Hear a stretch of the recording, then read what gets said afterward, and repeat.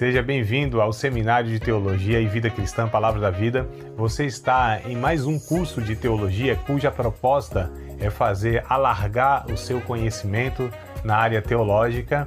Um curso descomplicado, contextualizado, provocativo, reflexivo e que faça sentido para a nossa vida cotidiana, porque entendemos que não só a construção conceitual da teologia, respeitando as correntes da teologia construída nesses quase 2000 anos, mas isso só não é suficiente.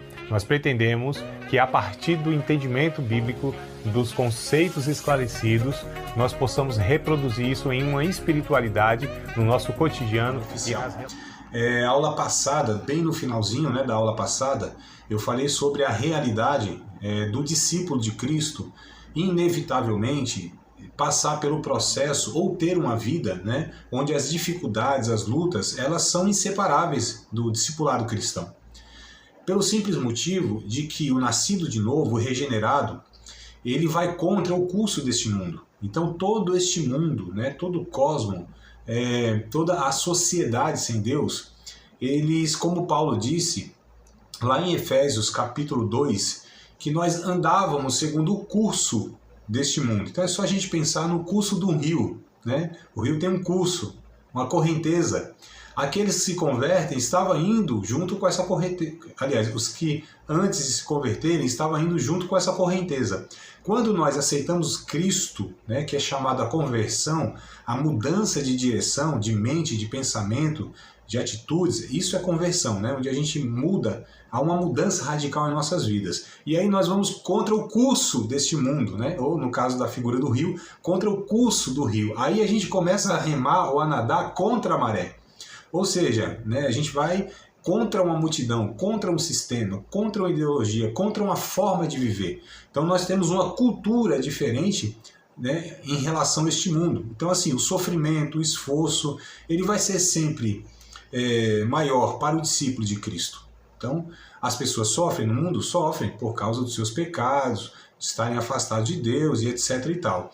Mas o cristão, quando sofre, o motivo do seu sofrimento, além de estar nesse ambiente mesmo, onde o pecado afeta todos nós, os crentes e os não crentes, por exemplo, numa crise mundial como tivemos na pandemia, uma crise econômica, uma guerra, uma catástrofe natural, todos sofrem porque estão no mesmo ambiente, cristão ou não cristão.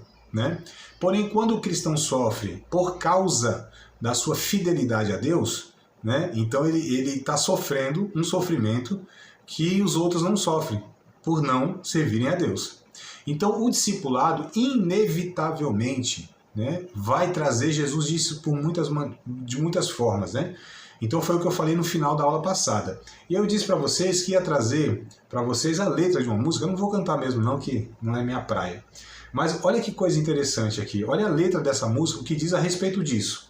Bem-aventurado o que confia no Senhor como fez Abraão. Ele creu ainda que não via, e assim a fé não foi em vão. É feliz quem segue fielmente nos caminhos santos do Senhor. Na tribulação é paciente, esperando no seu Salvador.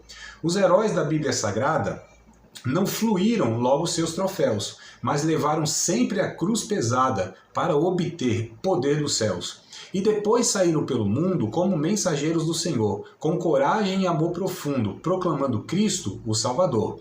Quem quiser de Deus ter a coroa, passará por mais tribulação. Às alturas santas ninguém voa, sem as asas da humilhação. O Senhor tem dado aos seus queridos parte do seu glorioso ser. Quem no coração for mais ferido, mais daquela glória há de ter. Quando aqui as flores já fenecem, as do céu começam a brilhar. Quando as esperanças desvanecem, o aflito crente vai orar. Os mais belos hinos e poesias foram escritos em tribulação, e do céu as lindas melodias se ouviram na escuridão. Sim, confia tu inteiramente na imensa graça do Senhor.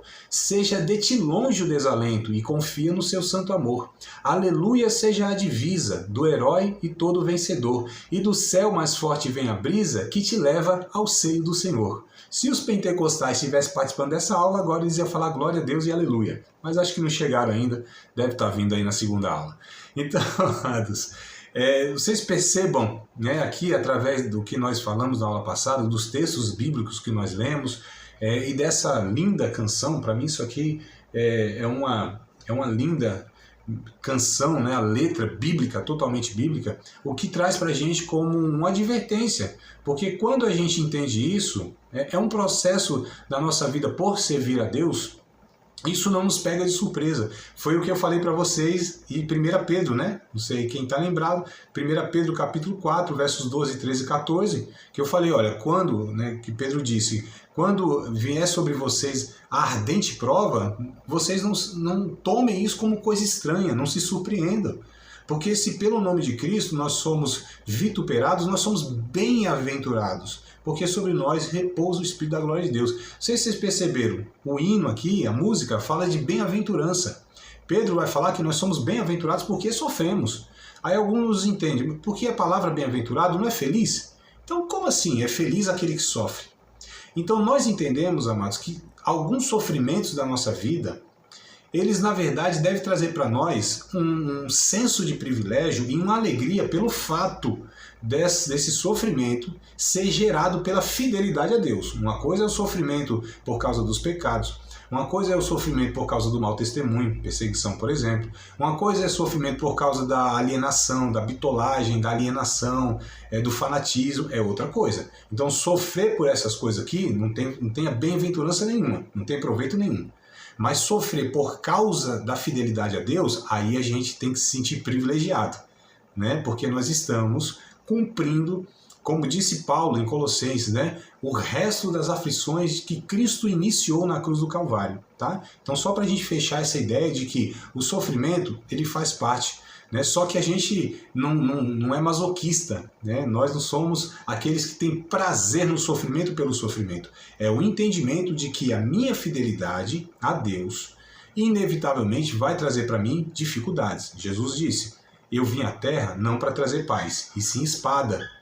Né? Ele estava falando isso no sentido de que o evangelho, aquele que abraçasse o evangelho, ia ter conflitos, né? Que é o joio, melhor dizendo, vou tirar essa figura aqui, que é a luz e as trevas, não há comunhão, não tem como, amados.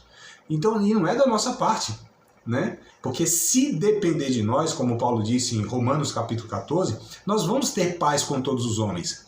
Então o conflito, ele não parte de mim em relação ao outro, e sim do outro em relação a mim, porque eu estou expressando a natureza de Cristo. Então incomoda, né? Denuncia o pecado do outro. Né? Não estou falando nem apenas pela fala, pelo confronto das palavras. Eu estou falando pelo estilo de vida. Nós denunciamos o pecado pela forma de nós vivemos. Os princípios, os valores que nós abraçamos é uma denúncia profética, confrontadora em relação àqueles que vivem no pecado. Então isso vai gerar conflito e é inevitável, não tem jeito, tá? Então nesse entendimento aqui, amados, quero continuar falando a respeito do discipulado, claro, que o discipulado não é só saber sobre a pessoa de Cristo, tá? Opa, tá chegando aqui mais uma irmã, a Carol, tá vindo aqui, coisa boa. Então o discipulado, Carol, minha amada, fica à vontade, junto com Samuel, tá aí, ó, coisa boa, fique à vontade, tá, amados? Estamos ainda na introdução da aula, tá? Então, daquele jeito, né? Vocês querendo participar, é só abrir o microfone aí como os demais. Então vamos lá, ó. Primeiro tópico dessa aula, o discipulado, né? Ou seja, esse processo, porque nós falamos na aula passada e eu quero que vocês não percam esse link, tá? Não percam essa ideia de que a salvação não é tudo. A salvação, ela é o início de uma caminhada com Cristo, né? E essa caminhada com Cristo nós estamos chamando de discipulado, que é o desenvolvimento, o aperfeiçoamento, o amadurecimento, o crescer em Cristo, como a Bíblia diz, que é o discipulado. Então assim, não é apenas ser alcançado por Cristo lá e resgatado daquela vida desgraçada, de pecado, de vício, enfim, de tudo aquilo que Jesus nos resgatou. Não é apenas isso, isso é o ponto de partida. E aí começa esse processo, né, que a Bíblia mais tecnicamente vai chamar de santificação, né, que está ligado ao discipulado, o amadurecimento, onde Cristo vai moldando a nossa vida, o nosso caráter, sabe, vai esculpindo, onde o Espírito Santo vai esculpindo em nós a pessoa de Cristo, né? Como Paulo diz, a gente vai ler daqui a pouco, Efésios lá no capítulo 4, Cristo vai sendo formado em nós, Cristo vai sendo construído em nós. até que esse homem interior, ele vá crescendo, crescendo, amadurecendo, a em nós ser enxergado Cristo. E aí somos chamados do quê? Discípulos de Cristo, ou cristãos, porque somos muito parecidos com Cristo, na sua natureza, né? No seu caráter, na sua forma de viver, de tratar as pessoas, de enxergar o mundo, de lidar com as questões do mundo. Daí, pela primeira vez, né? Isso está escrito lá em Atos, capítulo 11, verso 26, pela primeira vez, os discípulos foram chamados de cristãos, porque as pessoas observavam o quanto aquelas pessoas eram parecidas com Jesus, na forma de se relacionar, na forma de viver, na forma de lidar com as questões. Olha só, amados, esse é o projeto do Evangelho, é a proposta do Evangelho, é que todo ser humano se pareça, seja a imagem e semelhança de Jesus. Tá? É isso, né? E aí, nesse entendimento, o discipulado não é só saber sobre a pessoa de Cristo. Nós não estamos aqui buscando apenas informação a respeito de Cristo. Não é uma questão de um ensino intelectual apenas, tá? Mas a proposta é que a gente seja participante da natureza de Jesus. O Evangelho, porque assim, qualquer religião do mundo, qualquer uma do mundo, sem diferença, qualquer uma religião do mundo e toda a história humana, ela pode reformar o ser humano, ela pode informar o ser humano. Então, toda religião do mundo pode trazer informações, informa, e pode trazer melhoras na vida do ser humano, que é reforma. Só o Evangelho transforma, traz outra natureza, amados. Tá? Então, não é apenas saber de Cristo pela Bíblia, do que a Bíblia fala, o entendimento das Escrituras, isso é parte também do processo, é importante. Mas a finalidade de tudo isso é participar da natureza de Cristo. Tá certo? Então não adianta também eu compreender, né, a vontade de Deus se eu não vivê-la, se eu não desfrutá-la, se eu não participar dela. Se a natureza de Cristo não for em mim sendo gerada. Né? Aí eu quero ler com vocês um texto de Mateus, capítulo 10, versos 24 e 25, falando a respeito disso, de nós sermos participantes da natureza de Cristo. Tá? Então Mateus, capítulo 10, versos 24 e versos 25. É isso mesmo? É isso mesmo. Pronto. Capítulo 10, 24 e 25. O próprio Jesus falando, ó, não é o discípulo mais do que o mestre, nem é o servo mais do que o seu senhor. Basta ao discípulo ser como seu mestre, e ao servo como seu senhor. Se chamaram Beelzebu o pai de família, quanto mais os seus domésticos. Então o que Jesus está falando aqui no contexto, tá? Eu peguei 2 versículos de um contexto maior.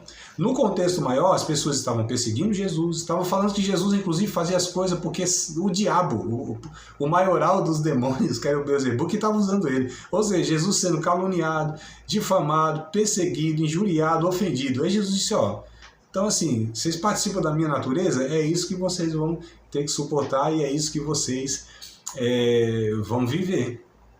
Então Jesus estava falando, a salvação, amados, é de graça, é na faixa 0800, tá certo? Salvação não nos custou absolutamente nada. Jesus pagou o preço na cruz do Calvário e nos deu a salvação de graça, né? Nós não contribuímos em nada para sermos salvos. Porém, o discipulado exige de nós um preço. Que preço é esse, amados, que exige de nós? Enquanto a salvação é de graça e nós não poderíamos fazer coisa alguma, porque nós não teríamos nada para contribuir para sermos salvos, a não ser com os nossos pecados, porque no processo da salvação, a única coisa que a gente entrou foi com os nossos pecados. Né? Agora, o discipulado exige-se de nós. Há um preço para o discipulado, que nós falamos na aula passada, chama-se renúncia. Se alguém quiser ser meu discípulo, renuncie a si mesmo. Tome a cada dia a sua cruz, lembra? Né? E aí depois seguimos Jesus. Então qual é o preço do discipulado? É a renúncia.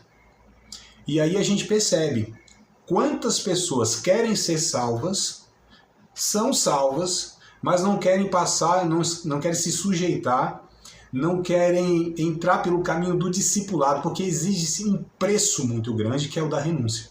Salvação, quem é que não quer? Né? Todos querem. E muitos salvos, inclusive, são salvos, porque a salvação não é porque eu faço isso, aquilo, porque atendo, porque a exigência de Deus na sua justiça, não tem como, mano. Isso é lógica religiosa. Por isso que Jesus veio nos salvar, porque nós não temos condição de atender esse padrão elevado da santidade de Deus, tá? Jesus é nossa justiça, ele é o justo e o nosso justificador. Então, salvação todo mundo quer. Agora, o processo de discipulado é esse, da renúncia. E aí muitas pessoas, muitos cristãos, não entram por esse processo. É por isso que nunca amadurecem, passam 10, 15, 20 anos na igreja, são líderes na igreja, pregadores muitas vezes, né? E até mesmo alguns pastores e obreiros, mas não entram pelo caminho discipulado, porque o caminho discipulado é um caminho sem volta, no sentido que ele é contínuo, tá certo? Né? É para toda a vida, é Deus trabalhando em nossa vida continuamente, e a gente vai crescendo, amados, crescendo em Cristo. Né? Como Paulo diz lá em Efésios, que eu já citei, capítulo 4, até que todos nós cheguemos à maturidade da fé, à estatura de varão perfeito. Aí eu pergunto, amados, quem é que chega aí nesse patamar? Nós não nos tornamos maduros na plenitude, nós vamos amadurecendo. Esse deve ser sempre o entendimento de cada um de nós. Podemos até sermos, assim, amadurecidos em muitas coisas, mas nunca maduros na sua plenitude. Sempre haverá algo a ser trabalhado em nossa vida, sempre, mano. Eu posso ser um homem de Deus assim, sabe, que as pessoas admiram. Eu posso ser um exemplo de pai, de esposo, enfim, de uma série de coisas, mas sempre eu tô falando no padrão de Deus, né? Que é uma coisa a gente se comparar, eu acho que eu já falei isso pra vocês, não lembro, se outra matéria ou se nessa. Uma coisa a gente comparar, assim, eu tô melhorzinho, eu tô bem, porque nossa comparação é quem? Aquela meia dúzia de crente ruim que a gente pega como referência pra falar que tá bem, né? Aí fica fácil, né, irmão? Tipo, fica fácil, né? Ah, Senhor, eu não sou como fulano, como cicrano, eu tô bem, eu tô de boa, toda hora, né? Eu dou o dízimo aí uma vez no mês, e jejuo 2 vezes na semana, e oro e tal. Nem sou como esses lazarentos, pecadores, desgraçados, miseráveis e tal, né? É a parábola lá que eu tô me referindo, né, amados? É claro que não é usar todo esse palavreado, mas vocês sabem qual que é. Aquela de Lucas lá, onde sobe para orar o fariseu, né? E o publicano. Então ele vai se justificando. Quem que ele pega para falar que ele tá bem? O miserável pecador. Aí ficou fácil, mano. Então a gente conhece uma meia dúzia aí que moralmente, na nossa avaliação, socialmente é pior do que a gente, os crentes. Aí a gente vai se justificar assim, né? Ah, mas eu não sou igual fulano, eu sou melhor. Eu não sou igual ciclano. Então essa referência nossa horizontal não vale. A nossa referência vertical é Deus, é a santidade de Deus. Né? Aí sim, amado. Aí a gente faz igual o Isaías, né? Porque o Isaías, até o capítulo 5 do seu livro, ele fazia isso, né? Apontava o dedo, que era profeta, ai de vocês, seus maldizentes, ai de vocês, seus beberrões, ai de vocês, seus mentirosos, uns 5 ais lá, condenando todo mundo. Aí quando ele viu Deus, a sua glória, no capítulo 6, ele disse, ai de mim, que sou um homem puro e vivo no meio de um povo de impuros lábios. Então, quando ele viu em sua volta, ele conseguiu condenar e ver o pecado dos outros. E quem sabe ele se sentiu, né, de uma maneira ilusória, até melhor diante de Deus. Mas quando ele viu Deus, a referência de perfeição, de santidade, aí ele falou, não, ai de mim. Eu também sou esse homem de lábios impuros e habito num povo de impuros lábios. Ou seja, se igualou. A gente se equipara, amados. A gente é nivelado por baixo, todos os pecadores. É por isso que o discipulado ele é necessário na vida de todos sem exceção. De todos sem exceção. Tá certo? Mas vamos lá. Na continuação aqui, então, eu coloquei aqui, ó, ser crucificado com Cristo, né, com ele, com Cristo, e ter a sua fé. O discipulado exige que nós sejamos crucificados com Cristo. Vamos ler o texto de Gálatas, capítulo 2, verso 20, amados? Gálatas 2 e 20. Olha o que Paulo fala para os irmãos aqui a respeito dele, viu? Paulo está falando a respeito dele, né? Que ele já estava crucificado com Cristo. Olha como a Bíblia ela é perfeita nos seus ensinos. Porque quando eu falei para vocês na aula passada, citando Lucas, capítulo 9, verso 23, que Jesus disse, se alguém quiser ser meu discípulo, negue a si mesmo, tome a cada dia a sua cruz e siga-me. Lembra que eu falei para vocês, amados? Essa ideia aqui de tomar a cruz não tem nada a ver com a gente relacionar com outra pessoa. Ah, fulano é minha cruz. Meu vizinho é minha cruz. Aquele funkeiro lá que me perturba todo domingo lá, que eu quero descansar. É minha sogra que é difícil. Ah, meu cunhado que não sei o quê. Não, esse filho aqui que não me deixa em paz. A cruz não é ninguém, não está relacionado a ninguém. E não está relacionado a nenhuma circunstâncias. A cruz diz respeito à nossa própria vida cristã e à disposição de estar morrendo para mim mesmo. Tá? Esse é o simbolismo da cruz. Tá? Então a gente precisa ter isso em mente. E olha como Paulo aqui pega a mesma ideia. Já estou crucificado com Cristo. Ou seja, já renuncio à minha velha natureza. Né? Já estou crucificado com Cristo. E vivo, ele diz aqui, ó, não mais eu, mas Cristo vive em mim. E a vida que agora vivo na carne, e essa na carne aqui, entenda, nesse corpo mortal, tá? Não é carne como velha natureza, não é isso, aqui nesse texto específico. Essa vida que agora vivo na carne, vivo-a na fé do Filho de Deus, o qual me amou e a si mesmo se entregou por mim. Então, preste atenção, eu queria que vocês notassem a expressão que Paulo usa aqui, né? Então, algumas a gente já destacou. Já estou crucificado com Cristo, eu vivo, mas já não vivo, mais eu, mas agora é Cristo que vive em mim. E essa vida que vivo agora, nessa natureza aqui humana, alcançada pelo Evangelho, nessa carne, eu a vivo, mas vivo na fé do Filho de Deus. Então, uma coisa, amados, notem aqui o que eu vou dizer. Uma coisa é ter a fé em Cristo, crer em Cristo, isso é uma coisa. Para eu ser salvo, eu preciso crer em Cristo, ter a fé em Jesus. Perceba as expressões aqui que eu estou usando. Eu tenho a fé em Jesus, eu creio que Ele pode fazer isso, eu creio que Ele pode me abençoar, eu creio que Ele pode salvar fulano, eu creio que Ele pode me socorrer, eu creio que Jesus pode fazer um milagre, me curar, abrir a porta, eu creio em Jesus, eu tenho fé em Jesus. É uma coisa. Outra coisa é o que Paulo está dizendo, eu tenho a fé do Filho de Deus. Uma coisa é ter fé no Filho de Deus, outra coisa é ter a fé do Filho de Deus. A fé de Jesus.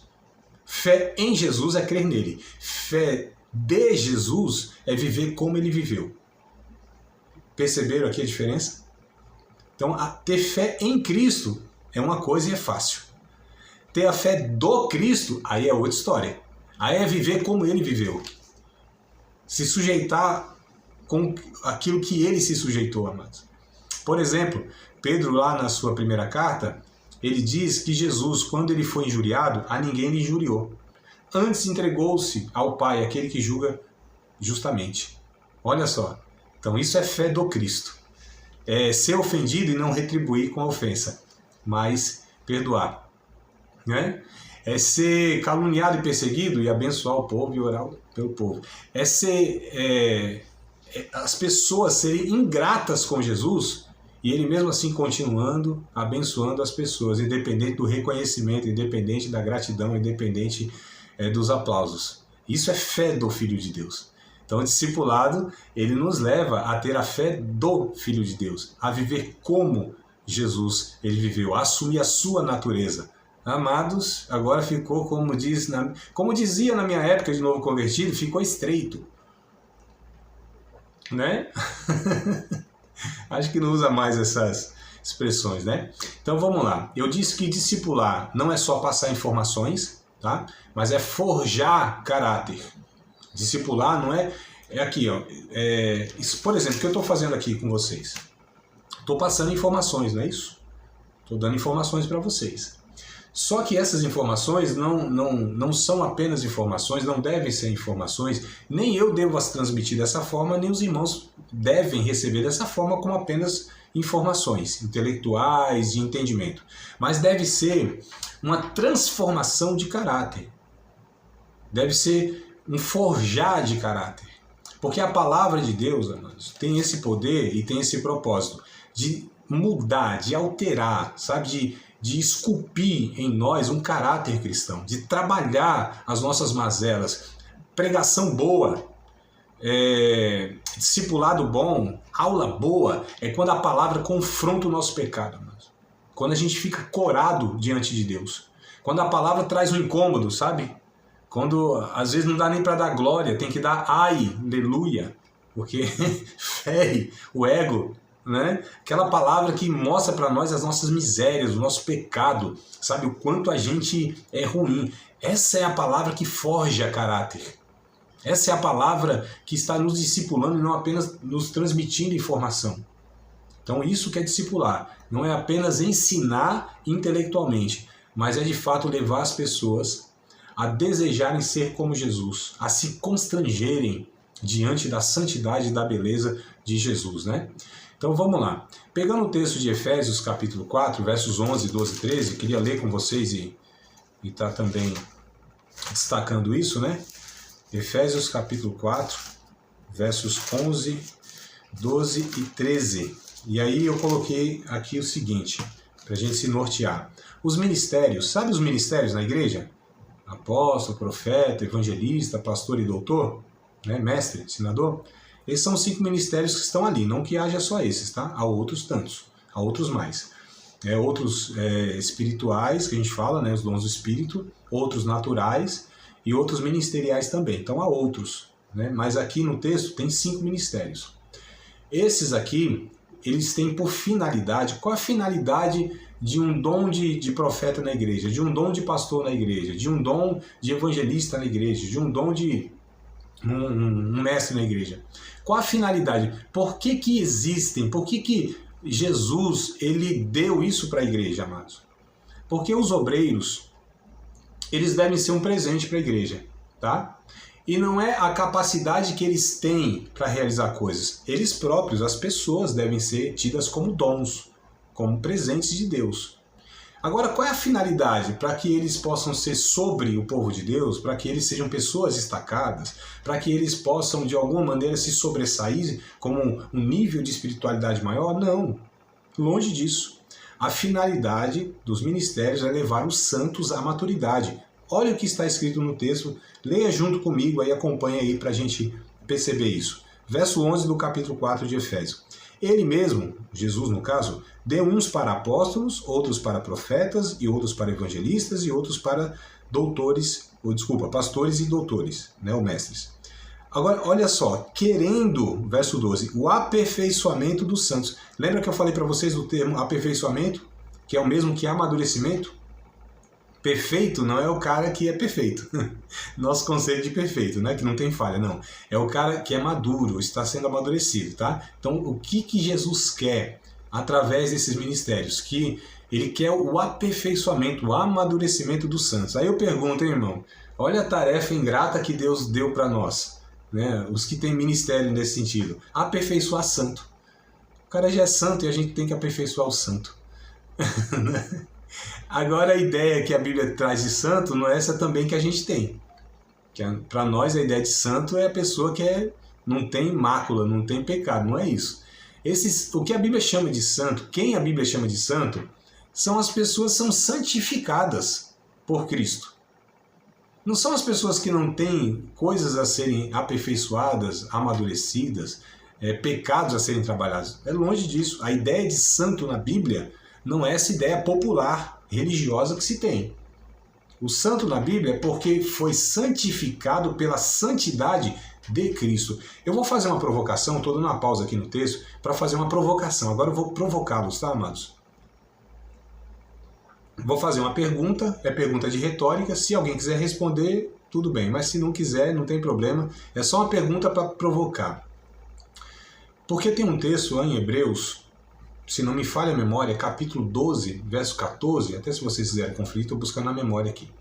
Acho que é 12 e 14 de Hebreus. Vai falar o seguinte: segue a paz com todos e a santificação, sem a qual, ou seja, sem a santificação, né, ninguém verá Deus. A minha pergunta é, se esse texto, se o autor desse texto, ele está falando o seguinte: santifique a sua vida para ver a Deus, A minha pergunta é, se isso é verdade, se o sentido do texto é você tem que santificar a sua vida para ver a Deus, a minha pergunta é, de onde nós estamos buscando a referência de santificação para nos santificar e a partir disso ver Deus? Se a ideia é essa, que eu não entendo que é essa. Para mim a ideia é, porque assim, ó, eu vi Deus. Se eu vi Deus, eu vi a referência de santificação, amados. Ele é um modelo de santificação. É Deus. Então, por eu ver Deus, pela minha santificação, o outro poderá ver Deus. Vocês concordam comigo? Se a gente não viu Deus, onde a gente está buscando a referência de santificação, de santo? De pureza, de amor, de generosidade, perfeita, absoluta, digo. De onde a gente está buscando isso? Não tem outra referência, é Deus. Então a ideia não é santifique, santifique, santifique a sua vida e aí você vai ver Deus. Senão isso é mérito, amados. Isso é contrário à ideia de graça, que é a doutrina base da Bíblia.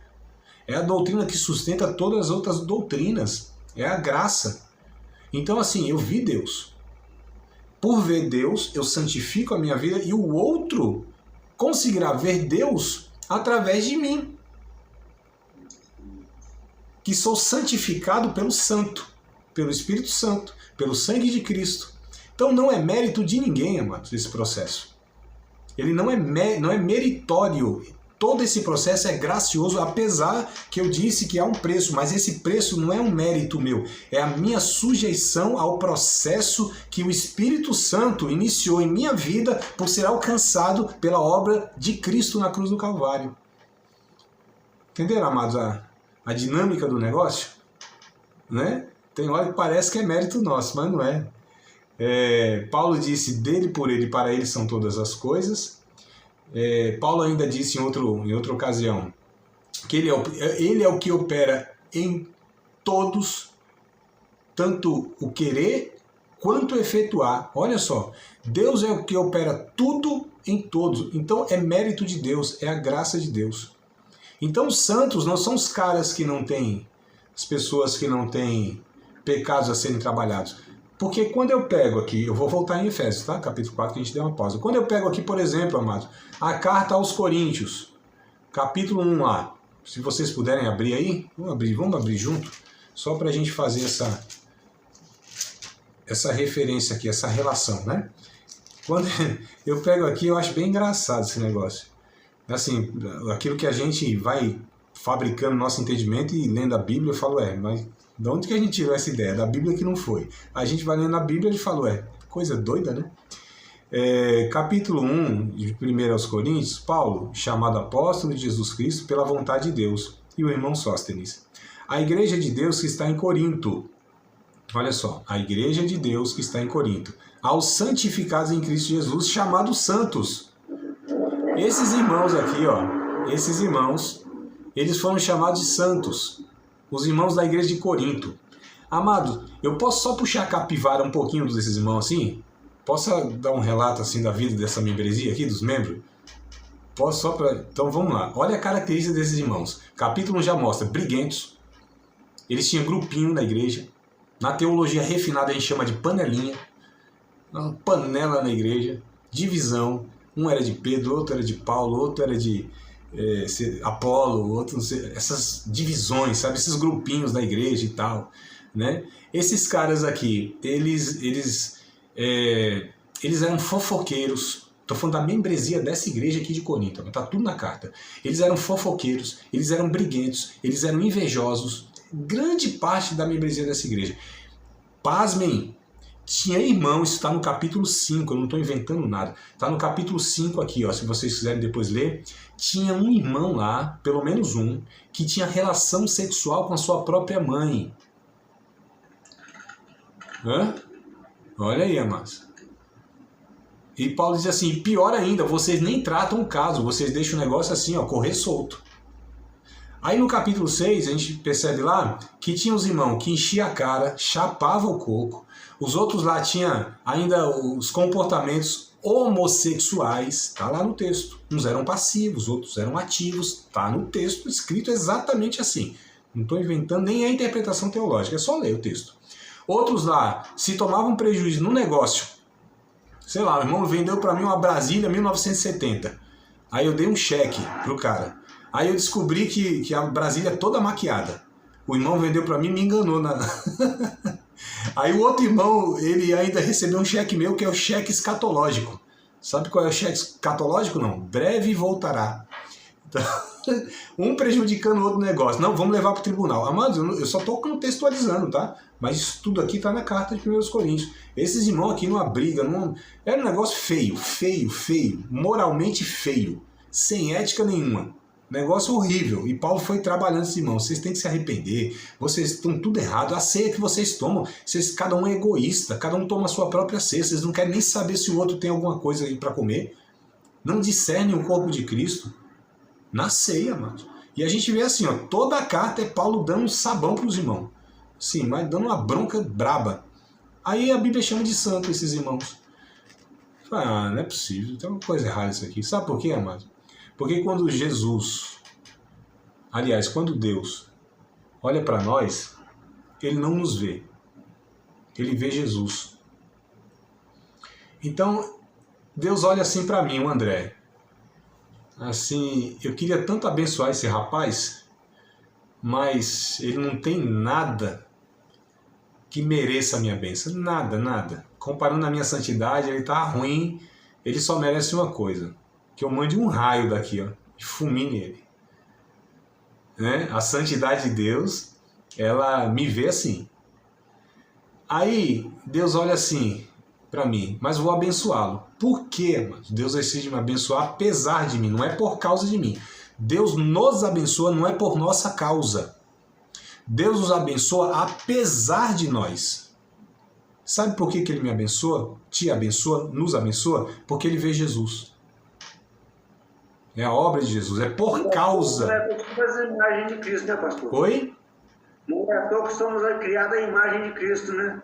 Exato, exatamente. Então quando Deus olha para mim e quer me abençoar, Ele me abençoa, nos abençoa por causa de Jesus.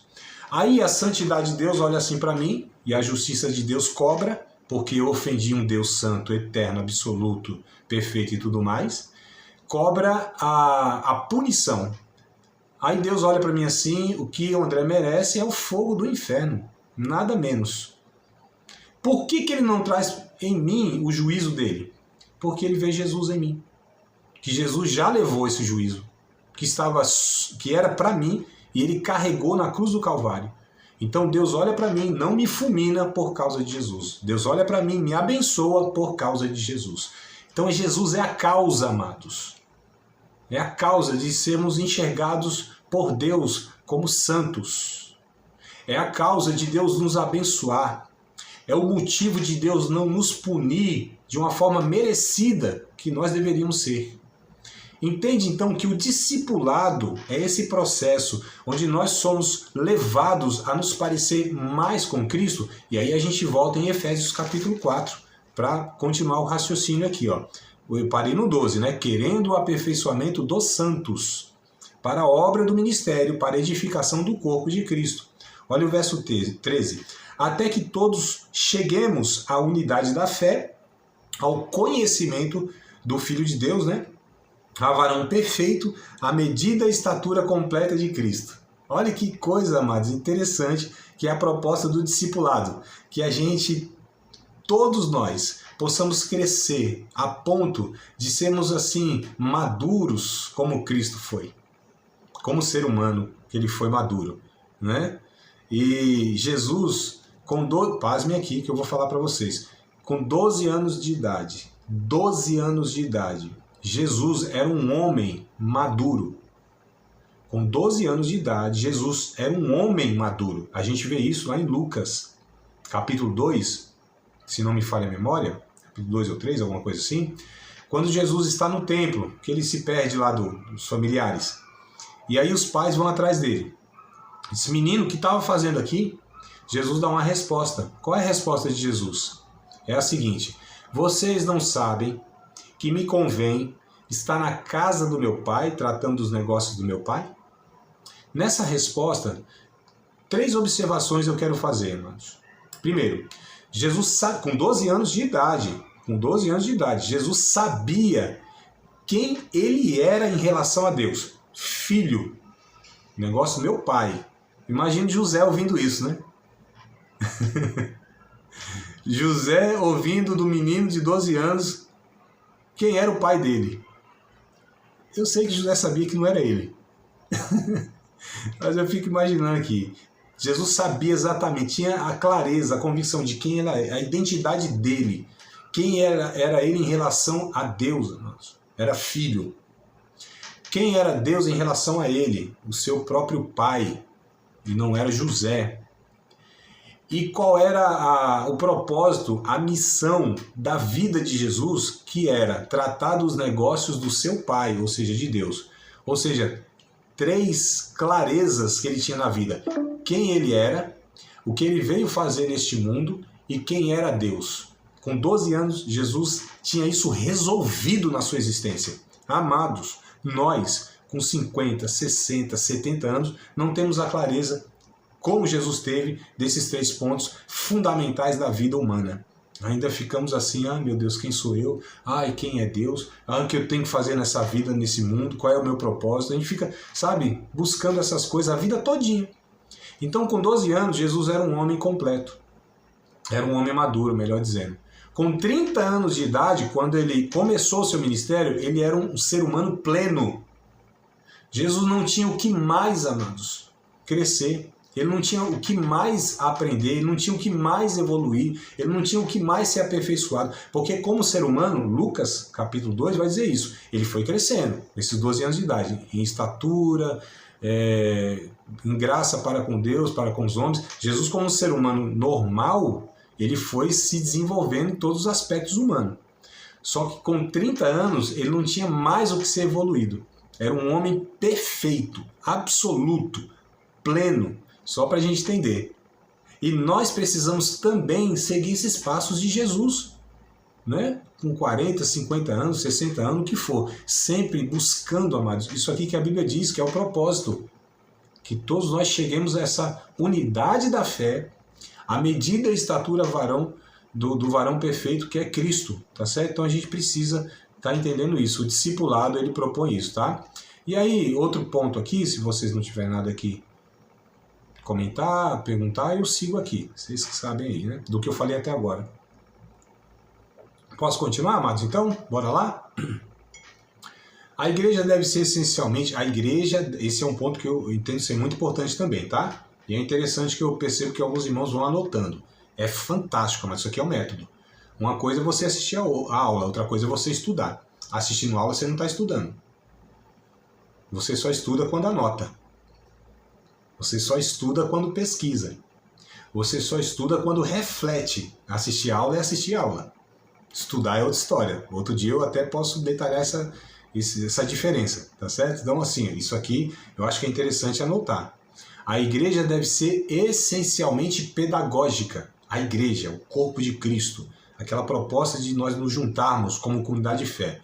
A igreja deve ser essencialmente pedagógica, ou seja, ela deve ser um veículo, uma ferramenta de ensino, tá? Então ela deve ser pedagógica e ela deve ser uma incubadora de virtudes. Vocês sabem o que é uma incubadora, né? Tá aí a Samuel e a Carol, que teve filho há pouco tempo. É menina, agora me escapou aqui. Não sei se eles já foram arrebatados ou estão por lá ainda. Então aí.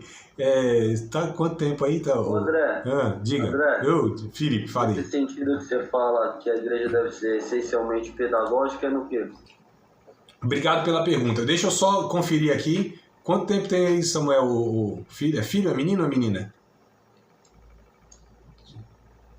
Tá, abre o microfone aí, meu amado, que tá fechado, se conseguir. Menino, vai fazer 3 anos. 3 anos já, então faz um tempinho aí. Mas não sei se deve lembrar, né, que a gente não esquece dessas coisas, por mais que faça 30 anos. Quando o menino nasce, eles levam lá, né, numa incubadorazinha, às vezes é só para ali na fase inicial, para ter lá uma proteção, né? Outros, infelizmente, tem que ficar um tempo mais, porque nasceram prematuro, tiveram alguma dificuldade, vai precisar da incubadora, né? A incubadora, ela traz assim uma condição né, para favorecer a vida. Então, por isso que eu falei incubadora de virtudes. Mas deixa eu voltar aqui, porque o Felipe fez uma pergunta assim excelente, tá? Porque eu vou falando aqui, né? E aí talvez num detalhe, mas é por isso que vocês devem interagir, porque aí me força a trazer uma coisa mais detalhada. Então, quando eu falo que a igreja deve ser uma igreja pedagógica, eu quero dizer que tudo que ela faz, realiza, produz, propõe, deve ter um cunho instrutivo de levar as pessoas a aprenderem. Seja das ações mais simples às mais complexas. Pode ser um culto de oração ou um evento mais elaborado. Pode ser um culto lá no lar ou um culto evangelístico. O que for, todas as ações de uma igreja, de uma comunidade de fé, precisam ter um propósito de levar as pessoas a crescerem um pouco mais em Cristo. Tudo, amados, tudo. Eu não estou dizendo que todo culto tem que ser uma aula. Não é isso. Que todo culto tem que ser uma aula de teologia, tem que ser uma explicação aprofundada do texto e tudo. Não é isso. Só que eu estou dizendo que todas as ações de uma comunidade de fé, de uma igreja, ela deve ter um propósito a levar as pessoas a melhorarem, a serem um discípulo melhor, um ser humano melhor, um pai melhor, um filho melhor, um esposo melhor, uma esposa melhor, um profissional melhor, um vizinho melhor. Sabe, tudo que a igreja faz, todo o movimento da igreja precisa ter um propósito de estar levando as pessoas à maturidade, amados. Isso que eu quero dizer quando eu digo que a igreja deve ser essencialmente pedagógica. Ela precisa ser um agente de transformação e de amadurecimento de todos aqueles que fazem parte dela. Esse é o ponto. Tá? Tranquilo? Deus abençoe, André. Amém. Ficou aí já mais detalhadozinho assim, né? Obrigado, meu irmão. Eu te agradeço aí. Se não fala isso, eu não ia trazer esse conteúdo. E aí, deve ser então pedagógica, né? Tudo que faz, tudo que propõe deve ter esse cunho de estar levando as pessoas a se tornarem melhor ser humano, né? Na imagem e semelhança de Cristo, como o Marquinhos já destacou aqui também, e deve ser uma incubadora de virtudes, ou seja, deve ser um ambiente, sabe, amados, uma proposta de convivência onde as nossas virtudes elas vão sendo nutridas, elas vão sendo formadas. Então a gente precisa fazer isso que cada um de nós, sabe? Que Cristo em cada um de nós, ele seja formado, como diz o texto, sabe? Que a gente possa de fato manifestar a natureza de Cristo. Cada um de nós, cada membro do corpo de Cristo precisa ser nutrido. O Espírito Santo alcançando a cada um de nós e nós possamos ser nutridos espiritualmente nesse sentido, onde as virtudes cristãs.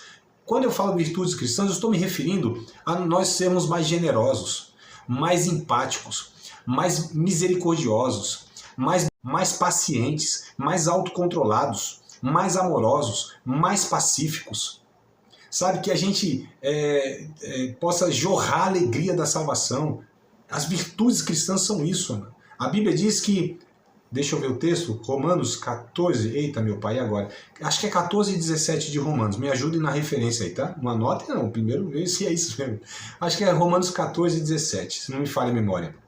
O reino de Deus não é comida e nem bebida, mas alegria, paz. Não, acho que a sequência é paz, justiça e alegria no Espírito Santo. Acho que a sequência é essa, tá? O reino de Deus não é comida e nem é bebida, mas é justiça, é paz e alegria no Espírito Santo. Então o reino de Deus, olha só o que o texto está nos informando. O reino de Deus não consiste nas coisas materiais, né? O reino de Deus consiste em virtudes, que no caso aqui, algumas delas são justiça, paz e alegria no Espírito Santo. Então o reino de Deus ele é constituído de virtudes, amados. O reino de Deus é a formação da natureza de Deus em cada um de nós. O reino de Deus não vem com aparência exterior, dizendo ei-lo aqui, ei-lo lá, porque o reino de Deus está dentro de vocês. Jesus disse isso em Lucas, capítulo 17, verso 20 e verso 21. Tá? Então só para a gente entender o que é o reino de Deus. Como se dá o reino de Deus. Então o reino de Deus, ele se dá dentro de cada um de nós. Ele não vem com aparência exterior, não está fora de nós. Não é um império a ser construído, não é um país a ser conquistado, não é um mundo a ser dominado. O reino de Deus, que é maior do que a igreja, maior do que as instituições, maior do que nações, de que culturas, de que pessoas, o reino de Deus é a vinda das virtudes do reino celestial. Quando Jesus nos ensina a orar o Pai Nosso, ele disse: Pai nosso que estás no céu, santificado seja o teu nome. Venha o teu reino, amados. Jesus não está escrito assim. Queridos, isso aqui é algo assim que eu vejo quase 100% dos irmãos repetindo. Porque ouviram e repete, né? Mas se vocês forem ler lá, por exemplo, em Mateus capítulo 6, verso 9 ao 13, a oração do Pai Nosso, não vai estar escrito em versão nenhuma: venha a nós o teu reino. Não existe esse venha a nós, não existe o nós. Está escrito venha o teu reino. Porque Jesus não nos ensinou a que o reino viesse até nós, porque ele disse: o reino já veio até vocês. O reino está dentro de vocês. O reino de Deus é o rei reinando em cada um dos discípulos de Cristo que já participam desse reino, amados. Então a gente precisa corrigir esses detalhes, senão a gente vai formando aí coisas assim meio estranhas. Participar de mais uma aula de um dos nossos cursos, Seminário de Teologia, Vida Cristã, Palavra da Vida. Espero que tenha te abençoado, não só alargado o seu conhecimento teológico, mas que tenha também atingido o teu coração para que você possa a cada dia mais reproduzir a vida de Deus nas suas relações cotidianas. Se você ainda não é aluno oficial de um dos nossos cursos, se inscreva aqui no contato que vai aparecer do WhatsApp. Também nos siga nas redes sociais, se inscreva no nosso canal, compartilhe à vontade e Deus